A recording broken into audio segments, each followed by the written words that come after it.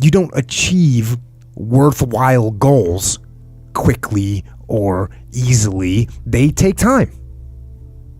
They take struggle. They take relentless pursuit day in and day out. That's what it takes. But also, things don't usually fall apart quickly either. At least at first, it's a slow process.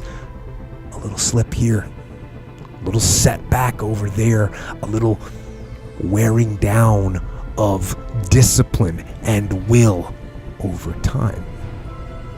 That's the thing. Success and failure are generally slow processes, either slowly building things up or gradually tearing them down.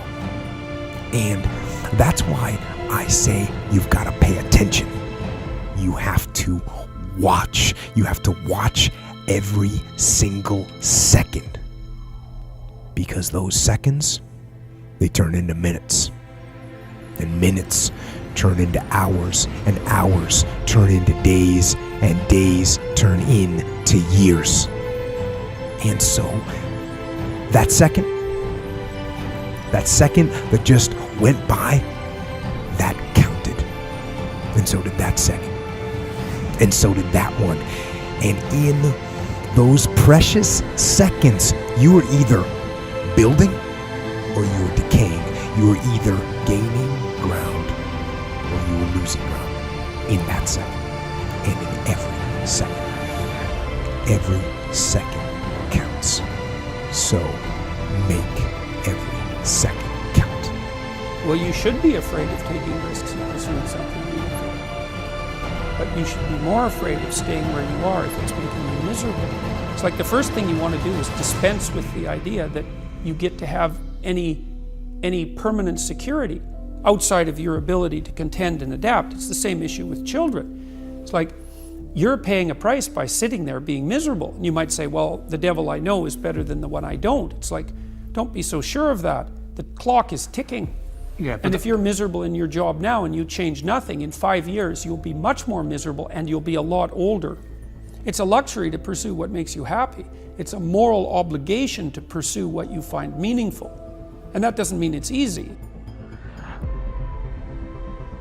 You know, if you take people, and I've told you this, and you expose them voluntarily to things that they are avoiding and are afraid of, you know, that they know they need to overcome in order to meet their goals, their self-defined goals. If you can teach people to stand up in the face of the things they're afraid of, they get stronger.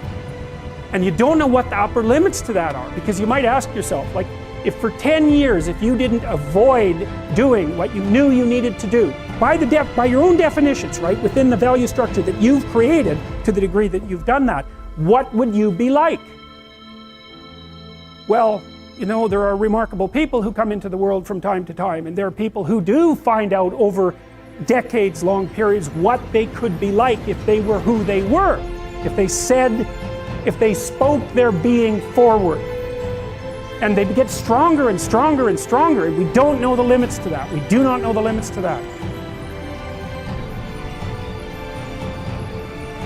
I wish I had not waited 14 years. Somebody said if you want to lose something, lose money.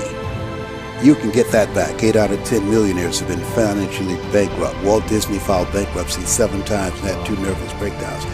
But don't lose time. There were 14 years I sat on the sideline.